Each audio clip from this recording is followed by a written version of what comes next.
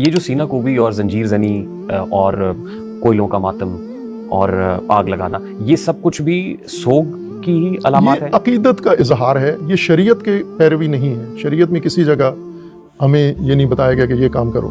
یہ عقیدت مند ہمیشہ جس کو ایک عقیدت ہوتی ہے نا، وہ عموماً عقیدت غالب آ جاتی ہے، شریعت کو چھوڑ دیتے ہیں۔ اہل سنت میں بھی ایسے عقیدت مند ہیں جو جب وہ منظر ان کا آتا ہے، جیسے دمال ہے فرض کریں تو یہ ایک عقیدت کا اظہار ہے۔ مزاروں پہ جاتے ہیں جو ایک کیفیت آ رہی ہوتی ہے، یا کسی جگہ رقص کر رہے ہوتے ہیں، کسی جگہ سماعت ہے فلاں، بدعات بھی ہیں۔ اب شریعت کی زبان میں بدعات ہوں گی، لیکن بنیادی طور پر ان چیزوں کا جو محرک ہے پیچھے وہ عقیدت ہے، اور یہ کہتی بھی نہیں ہے کہ یہ ہمیں شریعت نے کہا ہے، وہ عقیدت ہی اس کو قرار دے۔ اگر اس کو عقیدت کا لبادہ پہنا دیں گے تو جائز ہو جائے گا؟ وہ شریعت سے پوچھنا ہوگا نا، عقیدت بنیاد نہیں، عقیدت نہیں ہے، شریعت سے بنیاد ہوگا، شریعت سے آپ کو لینا ہوگا کہ شریعت کیا کہتی ہے۔